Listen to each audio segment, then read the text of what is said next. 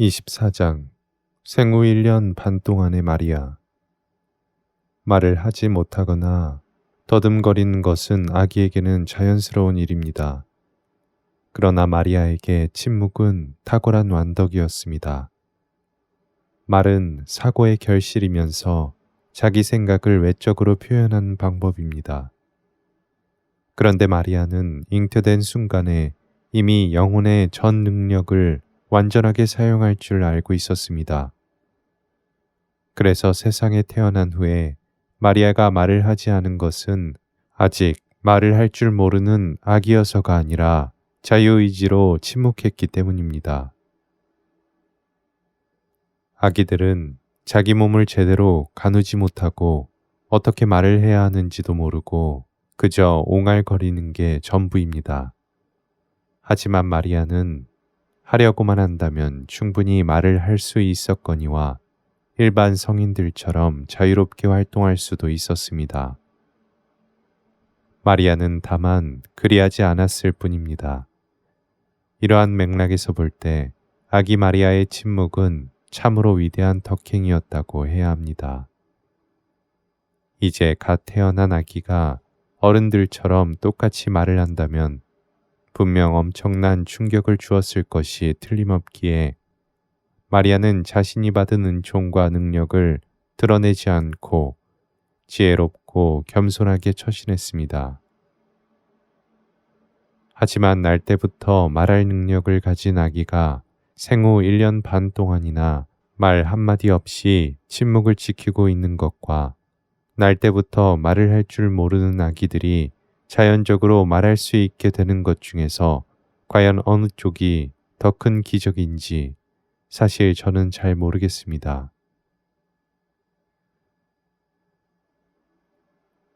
마리아가 일반적으로 아기들이 말문이 열리는 시기가 되어서도 여전히 침묵을 지키고 있었던 것은 하느님께서 마리아에게 원하신 바로 그대로였습니다.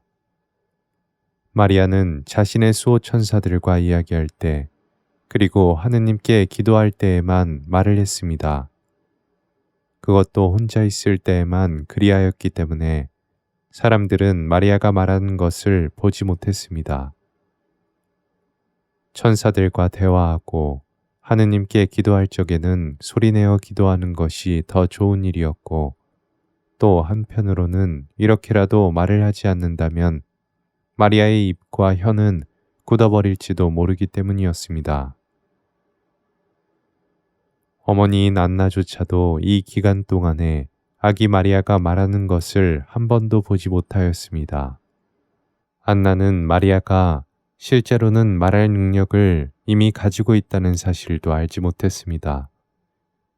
이로부터 마리아가 침묵으로써 생애 첫 1년 반 동안 얼마나 큰 덕행과 공로를 쌓았는지를 충분히 짐작할 수 있으리라 생각합니다. 안나가 마리아를 품에 안고 있다가 다시 눕힐 때면 마리아는 어머니의 손을 꽉 쥐고 입맞춤을 하였습니다.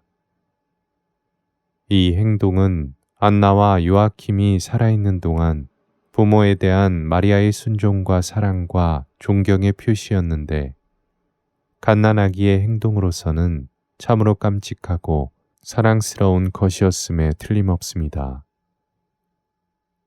그리고 마리아는 아기로서 할 수 있는 최대한의 몸짓으로 부모에게 축복을 받고 싶다는 표현을 해보였습니다. 마리아는 이것을 옹알거리면서 어떻게든 말로 표현하려고 하는 대신에 자신의 사랑과 그 간절함이 전달될 것이라는 믿음에서 마음으로 말하려고 애썼습니다. 마리아는 부모에게 언제나 순종하였고 한 번도 부모의 마음을 아프게 한 적이 없었습니다. 마리아는 안나와 요아킴의 생각을 알고 있었던 까닭에 부모가 원하고 뜻하는 것은 무엇이든지 겸허하게 따랐기 때문입니다. 마리아는 성령의 인도를 받고 있었기 때문에 모든 행위는 완전 무결했습니다. 하지만 마리아는 그것으로 만족하지 않고 더 큰 은총을 열심히 구하면서 주님을 보다 더 많이 사랑하기 위한 노력을 멈추지 않았습니다. 지존하신 하느님께서 늘 마리아 가까이에 계셨기에 순수 영적이고 관념적인 환신은 마리아에게 거의 그치지 않고 지속되었습니다. 때로 하느님께서 계시와 환시를 마리아에게서 거두실 때 마리아는 자기 영혼의 눈을 순수 지성적인 형상들에 두었습니다. 이미 말씀드렸다시피 마리아는 잉태된 생애 최초의 순간에 하느님을 똑똑히 보았고 이 완전하고 직접적인 하느님 체험으로 마리아는 거룩한 인식의 대상인 이 지성적 형상들을 받았습니다. 그때 마리아는 천사들에 의해 잠시 하늘로 들려 올려졌고 마리아의 영혼에 새겨진 하느님은 그렇게 단 한 번 각인되어 영원히 그 영혼 안에 남아있게 되었습니다.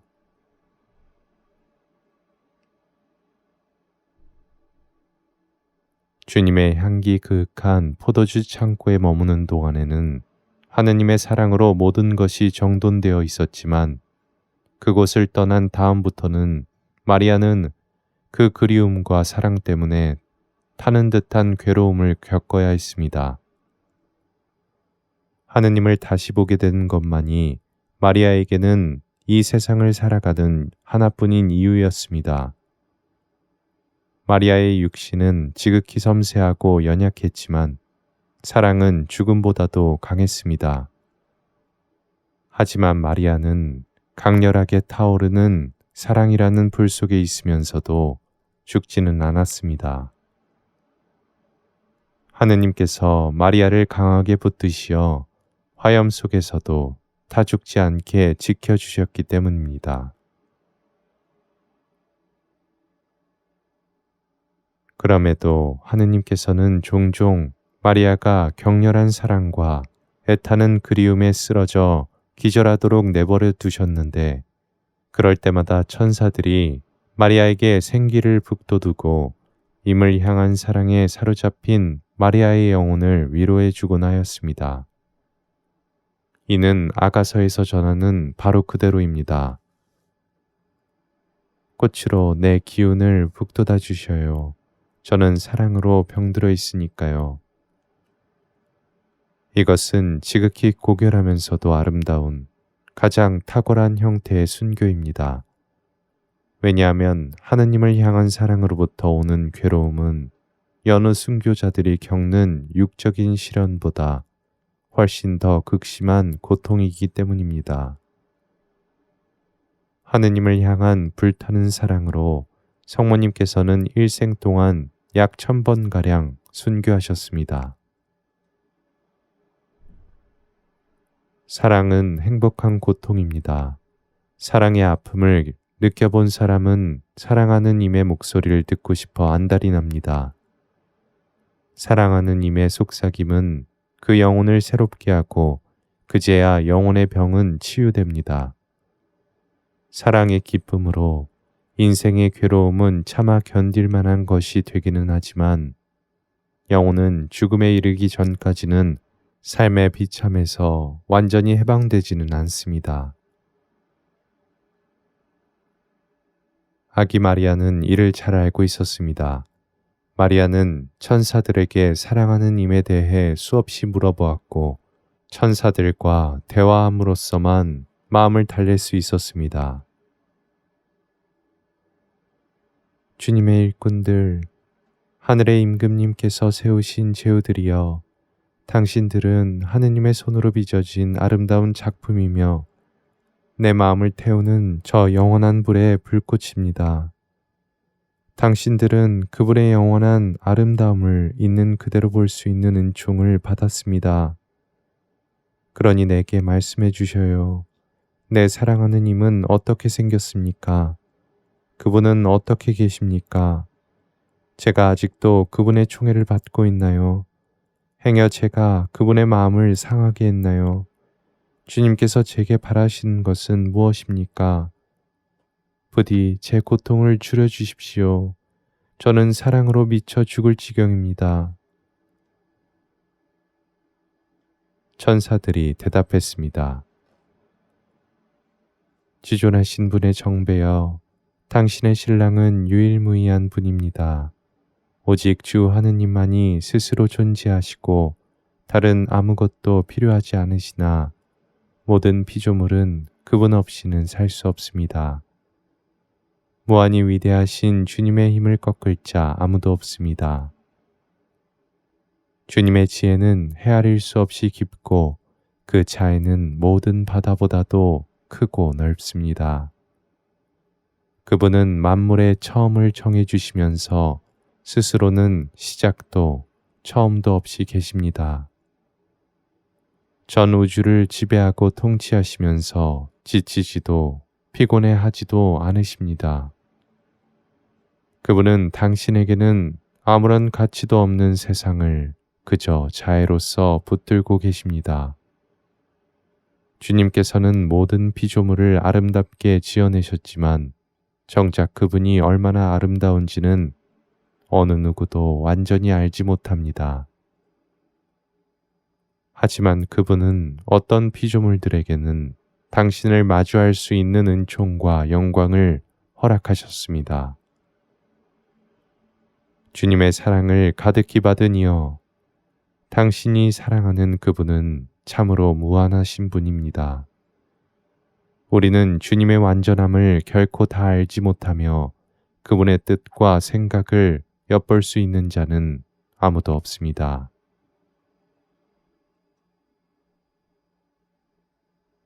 마리아가 천사들과 나누었던 하느님과 나누었던 대화의 성격과 내용을 자세히 서술하는 것은 우리 인간의 능력 밖입니다. 마리아는 천사들과의 통교로서 하느님과 더욱 가까워질 수 있었습니다. 아기 마리아는 천사들과 이야기하는 것으로 대부분의 시간을 보냈습니다. 그래서 마리아는 지고한 선이신 하느님을 뵙게 되기를 간절히 소망하였는데 이 또한 하느님 스스로 원하신 것이기도 했습니다. 그러면 천사들은 마리아를 불의 하늘로 데리고 올라왔고 거기서 마리아는 주님의 현존을 체험할 수 있었습니다. 거기서 마리아는 제한된 정도에서 하느님을 분명하게 직관했으며 또는 하느님에게서 유출된 영적이고 초감각적인 관념들을 통해 하느님을 보기도 했습니다.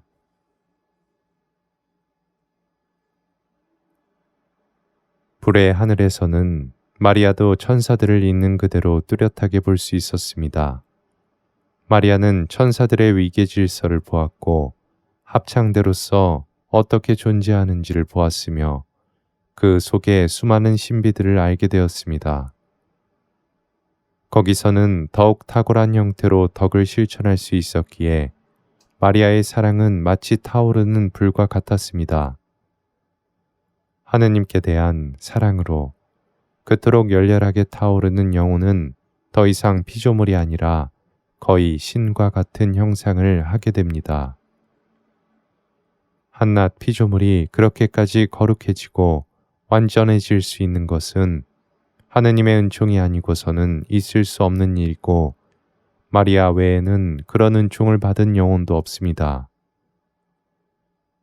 하지만 마리아조차도 하느님께서 강한 두 팔로 붙들고 계시지 않았더라면 그 엄청난 은총과 사랑의 힘을 견디지 못했을 것이며 그 연약한 육신은 소멸하고 말았을 것입니다. 아기 마리아는 부모나 다른 사람의 선의의 보살핌이 필요하고 보호를 받아야 할 때에는 그것을 겸허하고 기쁜 마음으로 받아들였으며 동시에 그들을 축복해 주시라고 하느님께 기도를 올렸습니다.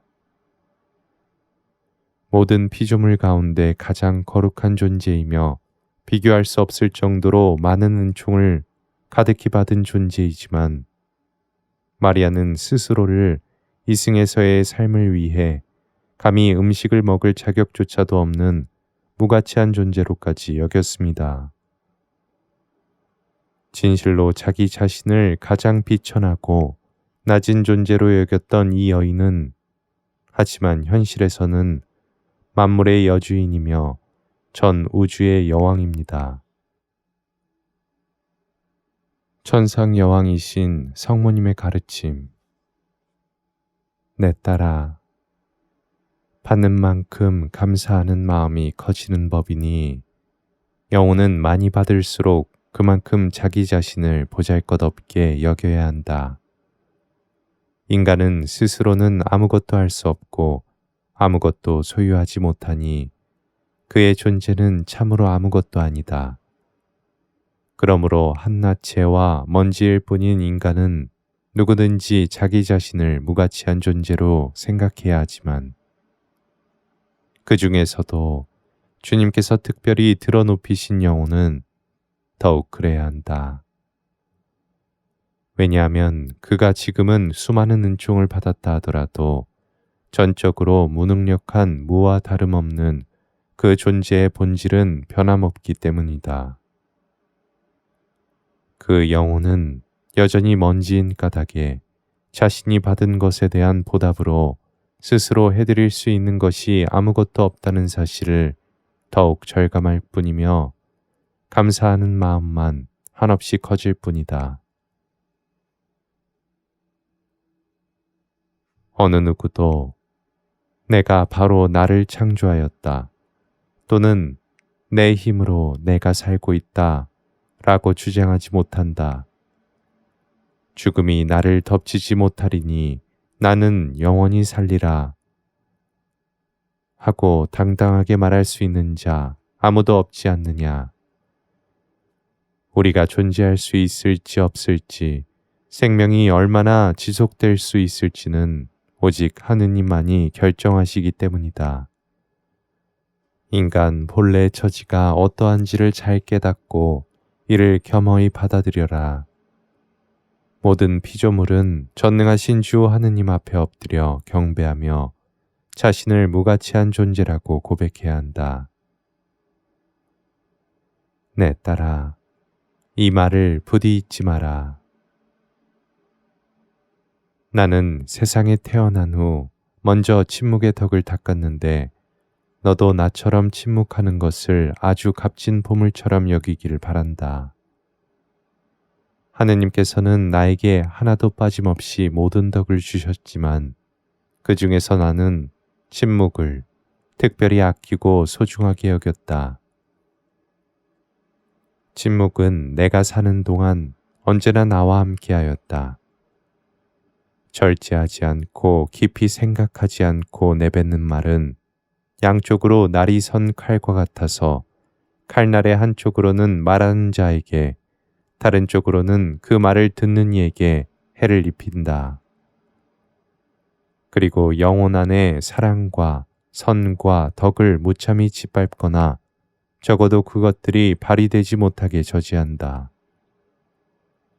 주님께서는 곱비 풀린 혀를 지독히도 싫어하신다는 사실을, 잡담하기를 좋아하고 수다스러운 영혼에게서는 당신의 얼을 거두신다는 사실을 명심하여라.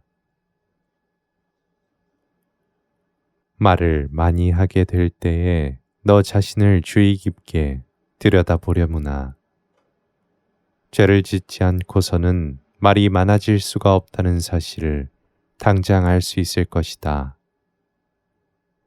영혼은 오직 주 하느님과 성령과 이야기할 때만 죄의 위험 없이 말을 할 수 있다. 하지만 하느님과 대화할 때조차도 정신을 바짝 차려야 하는 법이다.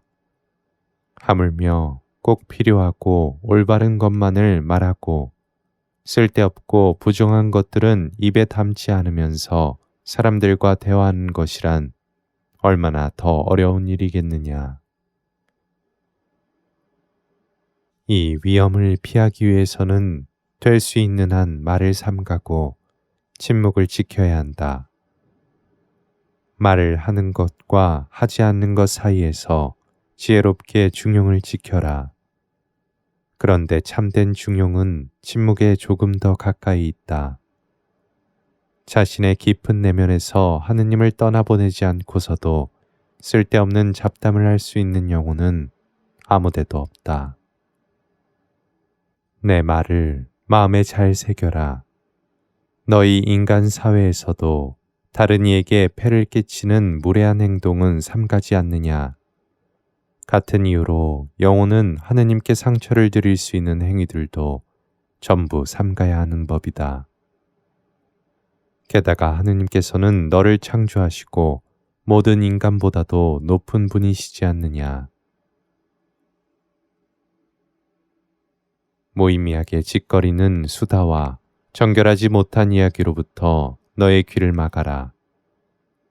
너의 주님이신 지존하신 하느님께서 명령하신 것들 외에 다른 아무것도 입 밖에 낼 권리가 없기 때문이다. 그저 너는 주님께서 친히 너의 영혼에 새겨주신 거룩한 계명과 규율에만 귀를 기울여라. 선한 목자의 목소리를 잘 듣고 그를 따라라. 그리고 그분께만 답하여라. 너는 나의 제자가 되겠다고 하지 않았느냐? 나를 따르고자 한다면 무엇보다도 먼저 침묵의 덕으로 너의 영혼을 가꾸어야 한다. 많이 해야 할 것은 말이 아니라 침묵이다. 아가야, 내 가르침을 잊지 마라. 나는 네가 침묵을 사랑했으면 한단다. 먼저 침묵의 덕을 쌓도록 하여라. 네가 어떻게 말해야 하는지는 네가 침묵의 덕을 배운 다음에 알려주마.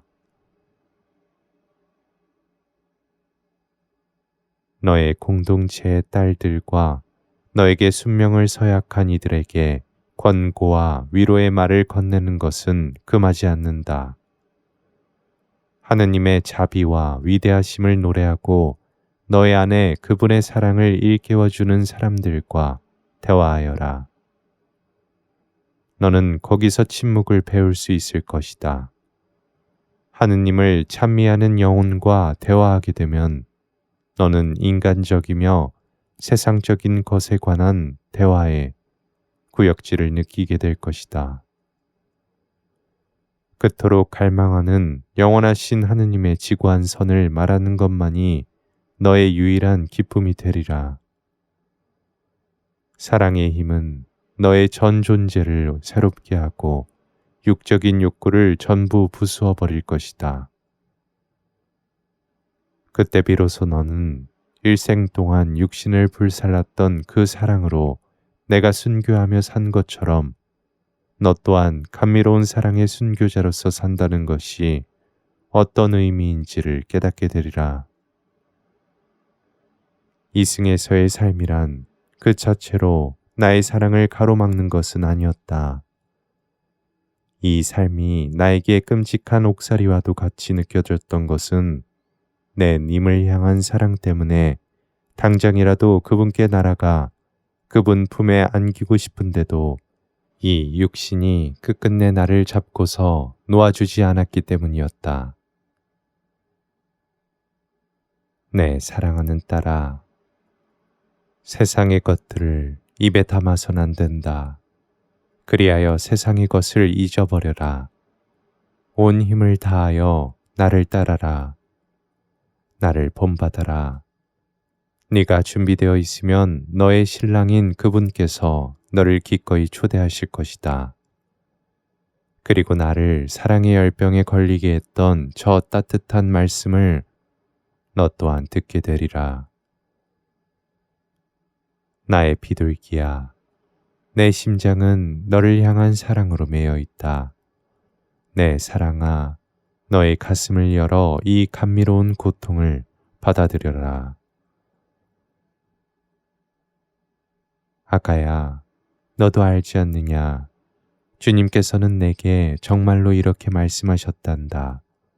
하느님께서는 사랑 안에서 침묵하며 그 안에 홀로 잠겨있는 영혼에게만 기꺼이 말을 건네시기 때문이다.